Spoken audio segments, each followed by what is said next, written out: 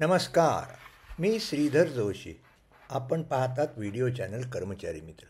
बंधू-भगिनींनो, आज शुक्रवार दिनांक 8 नोव्हेंबर 2024 आणि हा व्हिडिओ आहे व्हिडिओ क्रमांक 436. या व्हिडिओमध्ये मी आपण विचारलेल्या 12 प्रश्नांना उत्तर देणार आहे. एखाद दुसरा प्रश्न राहिलेला आहे, त्या प्रश्नाचं उत्तर जे आहे ते पुढच्या शुक्रवारच्या व्हिडिओमध्ये करीन. प्रश्नांची उत्तरं देण्यास सुरुवात करण्यापूर्वी एक गोष्ट मला नमूद करायला पाहिजे की गेल्या 15 दिवसामध्ये मी सेवानिवृत्त कर्मचाऱ्यांसाठी किंवा अधिकाऱ्यांसाठी त्यांना जे नोव्हेंबरमध्ये जीवन प्रमाणपत्र द्यावं लागतं ते त्यांच्या मोबाईलवर त्यांना काढता येतं यासंबंधीचा एक मराठीमधील व्हिडिओ 432 क्रमांकाचा केला आणि एक व्हिडिओ 434चा केला, तो इंग्लिशमध्ये केला. आता या दोन्ही व्हिडिओ जे केले त्याला उत्तम प्रतिसाद मिळाला. मराठीमध्ये जो व्हिडिओ केला त्याला 4700 कर्मचाऱ्यांनी, सेवानिवृत्त अधिकाऱ्यांनी किंवा कर्मचाऱ्यांनी तो व्हिडिओ पाहिलेला आहे आणि त्यामध्ये त्या व्हिडिओला अनुसरून अनेकांनी जीवन प्रमाणपत्र आपल्या मोबाईलवर काढली आणि मला तसं त्याने कळवलं. अजून देखील ज्यांना सेवानिवृत्त अधिकारी आणि कर्मचाऱ्यांना हे जीवन प्रमाणपत्र मोबाईलवर कसं काढावं याचं जर प्रशिक्षण घ्यायचं असेल किंवा त्यांना त्यांचं जीवन प्रमाणपत्र मोबाईलवरून काढून पाहिजे असेल तर त्यासाठी त्यांनी यशदामध्ये सोमवारी, मी सकाळी 10:30 ते 1:30 या दरम्यान असतो तेव्हा तिथे यावं. पण येण्याआधी त्यांनी, मी नेहमी सांगतो त्याप्रमाणे, वर्षा सावरखंडे ज्या यशदाच्या महासंचालकांच्या स्वीय सहाय्यक आहेत आणि ज्यांचा दूरध्वनी क्रमांक आहे 02025608163, 02025608163. तर आपण जर जीवन प्रमाणपत्र प्रशिक्षण घेण्यासाठी किंवा आपला जीवन प्रमाणपत्र मोबाईलवर काढून येणार असाल तर वर्षा सावरखंडे यांच्याशी संपर्क साधा, माझी मुलाखतीची वेळ ठरवून घ्या व नंतरच जीवन प्रमाणपत्र काढण्यासाठी किंवा प्रशिक्षणासाठी या.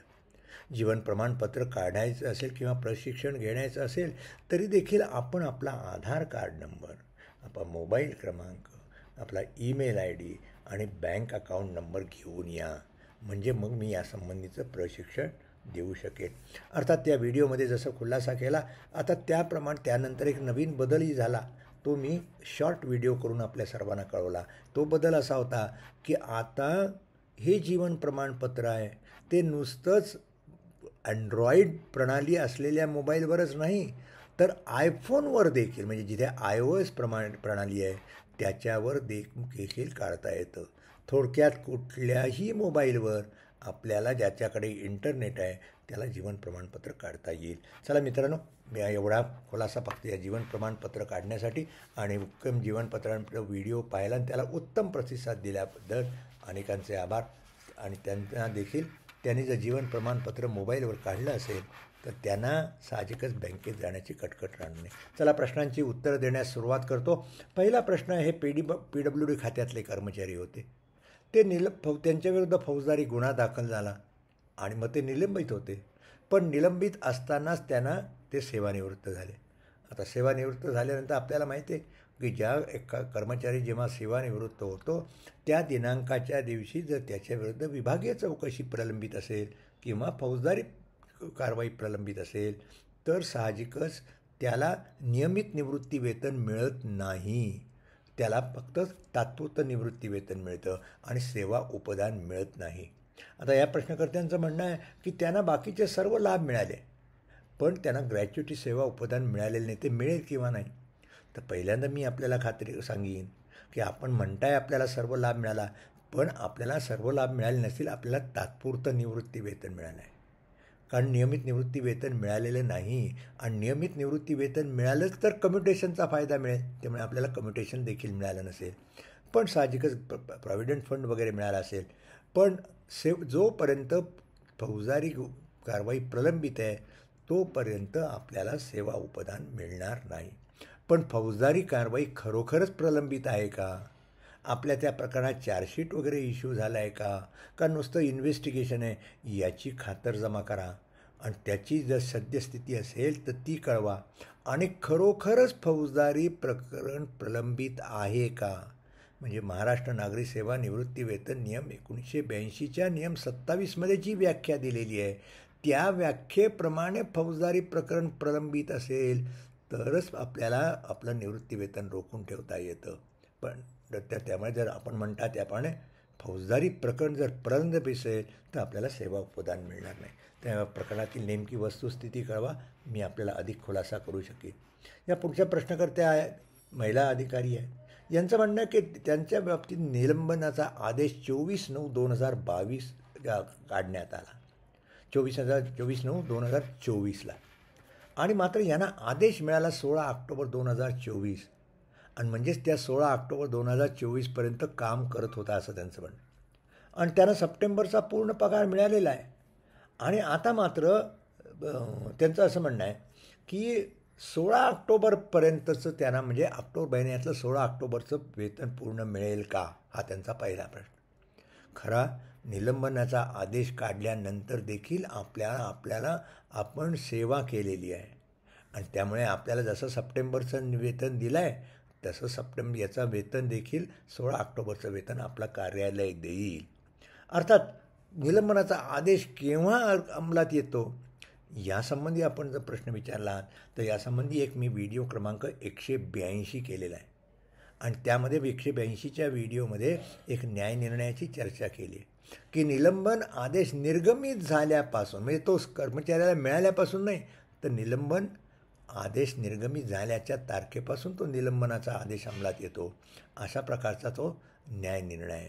परंतु आपल्या बाबतीमध्ये कारणामुळे आपल्या कार्यालयाने तो निलंबनाचा आदेश 16 ऑक्टोबरपर्यंत नंतर अंमलात आला असं धरलं असल्यामुळे आणि आपल्याला सेवा करून दिली असल्यामुळे आपल्याला 16 ऑक्टोबरचं निश्चितच वेतन मिळेल. या प्रश्नकर्त्या महिला एक प्रश्न आणखीन विचारला, चांगला प्रश्न आहे. त्यांचं म्हणणं आहे की महाराष्ट्र जॉईनिंग टाईम म्हणजे पदग्रहण अवधी स्वेतर सेवा नियम आहेत त्या नियमाच्या 1981च्या नियमाच्या 66 प्रमाणे एक प्रमाणपत्र जो निलंबनातला अधिकारी असतो त्याला द्यावं लागतं की काय या निलंबन काळात त्यांनी कुठेही खाजगी व्यवसाय किंवा धंदा केलेला नाही किंवा नोकरी पत्करलेली नाही.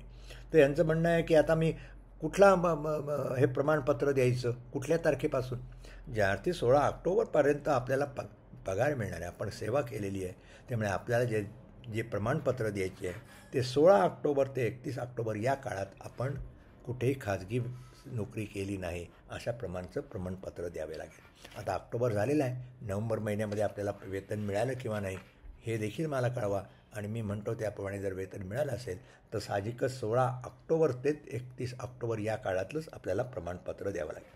प्रश्न क्रमांक 3, हे फॉरेस्ट डिपार्टमेंटमध्ये काम करतात आणि यांचं म्हणणं की त्यांना निलंबन झालं आणि निलंबनानंतर 8 वर्षांनी त्यांच्याविरुद्ध केस दाखल करण्यात आली आणि नंतर त्यांच्याविरुद्ध विभागीय चौकशी देखील सादर करण्यात आली आणि परंतु त्यांचं म्हणणं की विभागीय चौकशी जी आहे त्याच्यातून ते दोषमुक्त झाले आणि मात्र कोर्ट केस मात्र त्यांच्याविरुद्धची पेंडिंग आहे.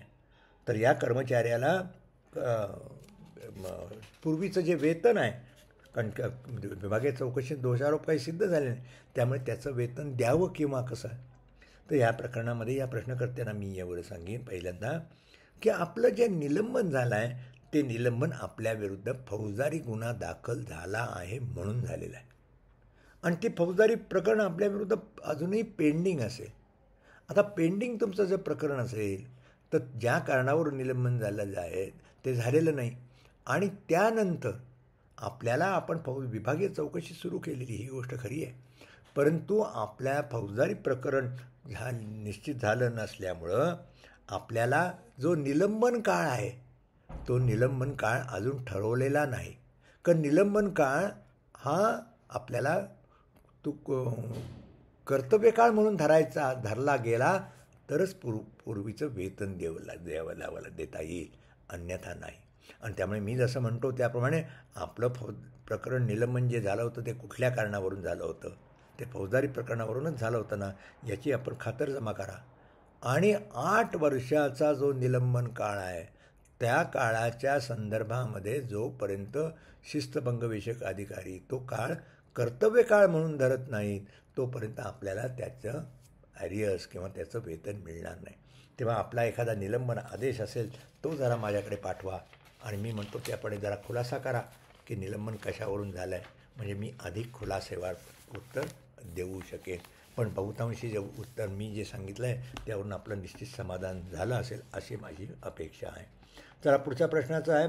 प्रश्न फार साधा आहे. यांचं म्हणणं की विभागीय एखाद्या कर्मचाऱ्याचं निलंबन झाल्यास त्याला आव्हान देता येतं का, असल्यास कुठल्या न्यायालयात. या कर्मचाऱ्याला सांगेन की आपला जर निलंबन कर्मचाऱ्याचं झालं तर आपल्याला अपीलीय अधिकारी जे असतात त्यांच्याकडे त्याला आव्हान देता येतं.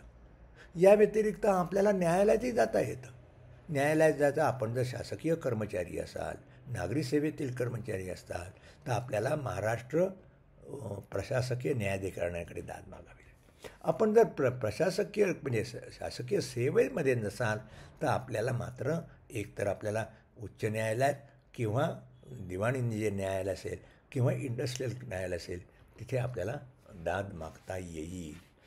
किंवा या ठिकाणी मी मगाशी सांगितल्यामुळे आपण शासकीय कर्मचारी असाल तर मात्र महाराष्ट्र प्रशासकीय न्यायाधिकरणाकडे जाल. पण तिथे नेहमी प्रश्न असा असतो की आपल्याला जे सेवा नियम आहेत आपल्या लागू आहे त्याच्यामध्ये आपल्याला अपील करण्याच्या ज्या तरतुदी आहेत त्या तरतुदीनुसार पहिल्यांदा त्या अपील अधिकाऱ्याकडे अपील करणं श्रेयस्कर असतं. पुढचा प्रश्न क्रमांक 5. या प्रश्नकर्त्यांचं म्हणणं आहे की CETचा निकाल उशिरा लागला, उत्तीर्ण झालो परंतु CETचं निकालपत्र न दिल्यामुळे नोकरीचा हक्क डावलता येतो का. तर आता या प्रश्नामध्ये या प्रश्नकर्त्यांनी जोपर्यंत मला की ज्या पदाकरता आपण अर्ज केला होता त्या पदाची ॲडव्हर्टाईज काय होती, त्या तारखेला कुठल्या तारखेला ती CET परीक्षा पास झाला असलं पाहिजे असं जे काय नमूद म्हटलं असेल त्या दृष्टीने मग आपल्याला विचार करावा लागेल. आणि आपल्याला जर CETचीच परीक्षा आवश्यक असेल आणि CETची परीक्षा उशीर जर झाला असेल निकाला तर साहजिकच इतर जे परीक्षार्थी असतील त्यांच्या बाबतीतही हा प्रश्न निर्माण झाला असेल. आणि म्हणून मला आपण जी ॲडव्हर्टाईज दिलेली होती ती कुठल्या पदाकरता होती आणि त्या CETची जी पात्रता आहे ती पात्रता कुठल्या तारखेला आवश्यक होती हे कृपया मला कळवावं. पुढचा प्रश्न क्रमांक 6.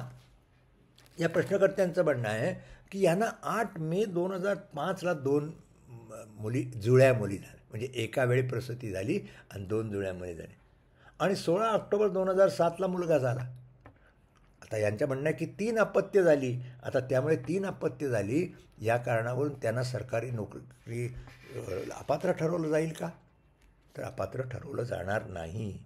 कारण आपल्याला माहिती आहे लहान कुटुंबाचं प्रतिज्ञापन हे जे नियम आले 28/3/2005ला नियम आले आणि या नियमामध्येच नियमाच्या 2 नियममध्ये व्याख्या केलेली आहेत आणि त्या व्याख्येमध्ये स्पष्टीकरण दिलेलं आहे की ज्या वेळेस एखाद्या महिलेला जेव्हा जुळी मुलं होतात तेव्हा एकापेक्षा अधिक म्हणजे 2 किंवा इव्हन 3 मुलं जरी झाली असतील तरी ती एकच प्रसूती धरली जाते.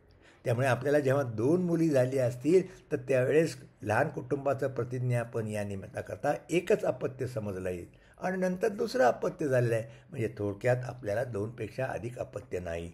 त्यामुळे आपल्याला शासकीय नोकरी निश्चित या कारणावरून नाकारता येणार नाही. अर्थात आपण परीक्षा पास असलं पाहिजे, इतर कसोट्या पूर्ण असल्या पाहिजे. चला प्रश्न क्रमांक 7. यांचं म्हणणं हे 5/8/1994ला नोकरीला लागले आणि 21 एप्रिल 2019ला सेवानिवृत्त झाले. यांचं म्हणणं आहे की यांना आश्वासित प्रगती योजनेचा पहिला लाभ मिळाला. यांचं म्हणणं आहे 15 लाभ पहिला लाभ 2016मध्ये त्यांनी मेलमध्ये म्हटलं आहे पण तो कदाचित 12 वर्ष जोचा लाभ होता तो 12/1994 म्हणजे 2006मध्ये लाभ मिळाला असावा.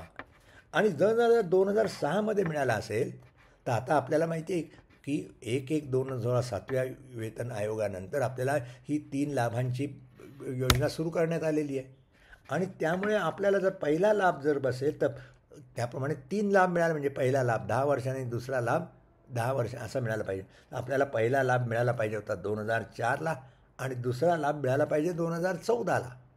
परंतु 2014ला मिळाला पाहिजे पण तो 7व्या ही योजना जी आहे ती 1/1/2016पासून लागू झाली आहे आणि त्यामुळे जर आपल्याला पहिला लाभ 2016मध्ये मिळाला असेल तर 2004चा पहिला लाभ मिळालेला आणि 2014चा जो दुसरा लाभ आहे तो 1/1/2016 मिळेल, कारण आपण 30 एप्रिल 2019ला सेवानिवृत्त झाला. तर जर आपल्या मगाशी मी सांगितलं त्याप्रमाणे आपल्याला पहिला लाभ जर 2006मध्ये 12 वर्षांनी मिळाला असेल, तर नवीन योजनेप्रमाणे पहिल्या लाभाचं पुन्हा ते 2004ला मिळालं पाहिजे आणि दुसरा लाभ जो असेल तो 2014मध्ये, पण त्याची अंमलबजावणी 1/1/2016पासूनच केली जाईल. तेव्हा या दृष्टीने आपण जिथून सेवानिवृत्त झालात त्या कार्यालय प्रमुखांकडे या संदर्भात अर्ज करा. त्यात काही अडचण आली तर मला पुनश्च लिहा. प्रश्न क्रमांक 8, अंतर्गत नियुक्ती म्हणजे पदोन्नती आहे का? आपल्या पदोन्नतीचे जे नियम असतात की ज्या ठिकाणी एखाद्या ठिकाणी किंवा पदोन्नती देण्याची रिक्रुटमेंट रूल असते की यांना जी पदोन्नती दिली जाईल ते पदोन्नती देताना सिनियरिटीबरोबर बाकीच्या गोष्टीमध्ये परीक्षा वगैरे घेऊन जर गेले असेल, असं जर रिक्रुटमेंट रूलमध्ये पदोन्नतीमध्ये म्हटलं असेल तर ती पदोन्नती समजली जाईल. तेव्हा नेमक्या सेवा भरती नियमामध्ये काय तरतूद आहे हे पाहावं लागेल. आपण खातरजमा करा. अधिक शंका असेल तर सेवा भरती नियम माझ्याकडे पाठवा. प्रश्न क्रमांक 9, जिल्हा परिषदेतील सेवानिवृत्त कर्मचाऱ्यांना मोबाईलवर जीवन प्रमाणपत्र सादर करता येईल का? तर मोबाईलवर त्यांना जीवन प्रमाणपत्र सादर करता येणार नाही. जिल्हा परिषदेमधून जे सेवानिवृत्त कर्मचारी झाले आहेत त्यांना जे निवृत्ती वेतन मिळतं ते जिल्हा परिषदेकडूनच मिळतात. म्हणजे त्याचे जे वित्तीय सल्लागार प्रमुख लेखा अधिकारी असतात त्यांच्या कार्यालयातूनच मिळतं. त्यांना करता जीवन प्रमाणपत्र मोबाईलवर काढता येणार नाही. मी मागच्या त्या जीवन प्रमाणपत्र काढण्याचा संबंधीचा व्हिडिओ केला आहे, त्यामध्ये देखील म्हटलं आहे की त्याच्यात म्युन्सिपल कॉर्पोरेशनला मिळतं, पण त्यामध्ये महाराष्ट्रामधल्या फक्त मुंबई म्युन्सिपल कॉर्पोरेशनचं असेल किंवा उल्हासनगर म्युन्सिपल कॉर्पोरेशन असे जे एम्प्लॉई सेवानिवृत्त झाले असतील त्यांना जीवन प्रमाणपत्र काढता येतील. इतर कॉर्पोरेशनमधून जे निवृत्त झालेले आहेत त्यांना मोबाईलवर काढता येणार नाही. चला पुढचा प्रश्न क्रमांक 10, हे वैद्यकीय अधिकारी आहेत, एका महापालिकेमध्ये काम करतात. ते अंध अपंग आहेत, अनुसूचित जातीचे आहेत आणि त्यांचं म्हणणं आहे की वरिष्ठ अधिकारी जे आहेत ते अपंग अधिनियम कायदा 2016मध्ये आहे, याची तरतुदी त्यांच्या वरिष्ठांकडून केली जात नाही. त्यांचा मूलभूत संविधानिक मानवी हक्क आहे त्यापासून त्यांना वंचित ठेवलं जातं. त्यांना मानसिक त्रास वगैरे दिला जातो आणि त्यामुळे एक ह्युमन राईट्स कमिशनकडे एक अर्ज देखील केलेला आहे. तो नुकताच त्यांनी अर्ज केलेला आहे, तक्रार अर्ज. आता यांचं म्हणणं त्या ज्या त्रास देतात त्यांच्याविरुद्ध गुन्हा दाखल करू का? आपल्याला गुन्हा दाखल करता येईल, पण लगेच गुन्हा दाखल झाल्यामुळे कारण त्या जो कर्मचाऱ्या ज्यांच्याविरुद्ध कारवाई करायची त्यांच्याविरुद्ध कारवाई निश्चितच या संदर्भात गुन्हा दाखल करता येऊ शकेल. पण त्यामध्ये मी आपल्याला सांगेन की आपण मानवी जो आयोग आहे, मानव अधिकार आयोग जो आहे महाराष्ट्रामधला, त्यांच्याकडे आपण अर्ज केला आहे. त्या अर्जाची काय सुनावणी होते त्याची जरा वाट पहा आणि मग गुन्हा दाखल करायचा किंवा याचा विचार करा. आणि तत्पूर्वी मी आपल्याला सांगेन की आपल्या ज्या महापालिकेमध्ये काम करतात तिथल्या अतिरिक्त आयुक्तांची वैयक्तिक भेट मागा आणि त्यांच्याकडे आपल्या ज्या कहाण्या आहेत किंवा आपली जी तक्रार आहे ती त्यांना समजून सांगण्याचा प्रयत्न करा आणि मग नंतरच गुन्हा दाखल करायचा किंवा नाही याचा विचार करता येईल.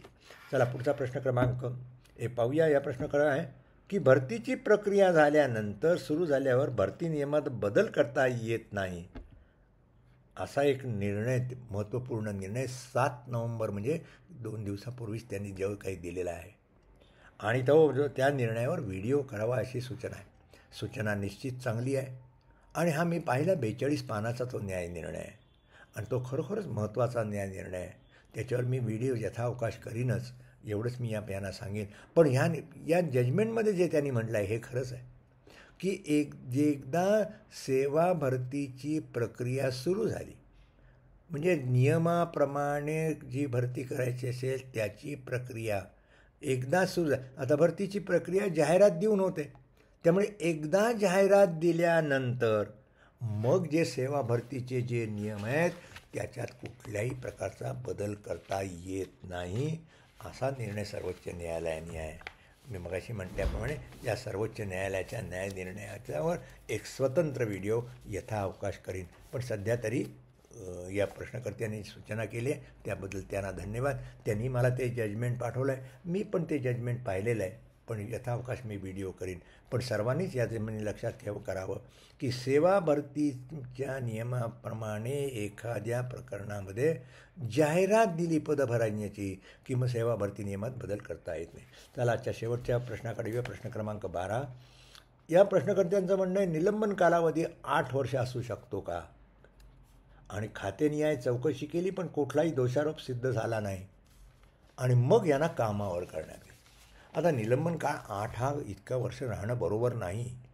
पण एखादा निलंबनाचा आदेश काढल्यानंतर तो अधिकारी ज्यांनी काढला किंवा त्याच्यावरचा अधिकारीच तो आदेश रद्द करू शकतो किंवा न्यायालय रद्द करू शकतो.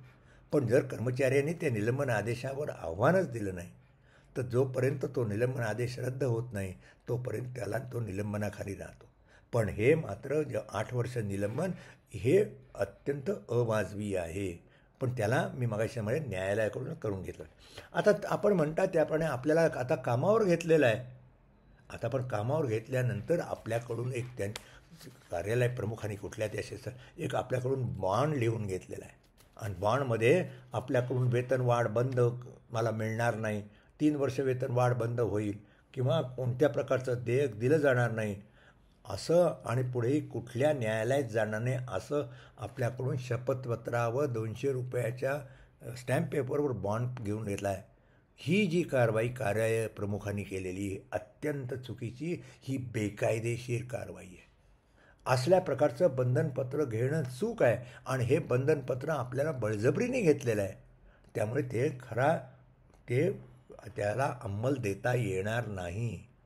आणि त्यामुळे जर आपली खातेनिहाय चौकशी झाली आणि कुठलाही दोषारोप सिद्ध झालेला नाही असं असेल आणि जरी देखील या आपल्याकडे जो आपण बॉन्ड पेपर दिला आहे याच्या आधारे आपल्याला जर वेतनवाढी जरी बंद केल्या तरी ते चुकीचं होईल. त्याला आपण अपील करा आणि त्याला आव्हान द्या. तर मी आपल्याला पहिल्यांदाच सुचवीन की ज्या कार्यालय प्रमुखांनी किंवा शिस्तभंग अधिकाऱ्याने असा बॉन्ड पेपर घेतला आहे यासंबंधीची तक्रार ताबडतोब अपिलीय अधिकाऱ्यांकडे आपण करा आणि ते बंधनपत्र माझ्यावर कुठल्या प्रकारचं हे बरोबर नाही आहे. आणि मग जो आज वेतनवाढ वगैरे निलंबनात माझ्यावर दोषारोप कुठलाही सिद्ध झाला नाही तर आपल्याला कुठल्याही प्रकारची शिक्षा देता येणार नाही. अशा प्रकारचं अपिलीय अधिकाऱ्याकडे निवेदन द्या आणि जरूर तर आपण शासकीय कर्मचारी असल्यामुळे आपण महाराष्ट्र प्रशासकीय न्यायाधिकरणाकडे दाद मागा. मित्रांनो, आता येथेच थांबण्याची वेळ आली. मगाशी मी सांगितलं 1-2 काही मेल आलेले आहेत, काही महत्त्वाच्या मेल आहेत ज्यामध्ये काही असा महत्त्वाचा प्रश्न उपस्थित केलेला आहे. त्या प्रश्नाचा मी अभ्यास करून पुढच्या शुक्रवारी मी उत्तर देईन.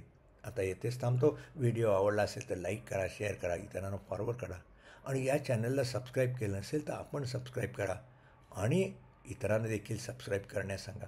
कर्मचारी मित्र हा चॅनल कसा उपयुक्त आहे याची सर्वंकष माहिती व्हिडिओ क्रमांक 420 दिली आहे. तो आपण व्हिडिओचे पहा आणि इतरांना देखील तो व्हिडिओ पहा आणि त्यांना देखील चॅनलला सबस्क्राईब करण्यास सांगा. म्हणजे या चॅनलवरून दिली जाणारी माहिती त्यांना देखील त्याचा फायदा होऊ शकेल. येथेच थांबतो. पुन्हा आपण भेटणार आहोत पुढच्या आठवड्यात एका नव्या व्हिडिओसोबत. नमस्कार.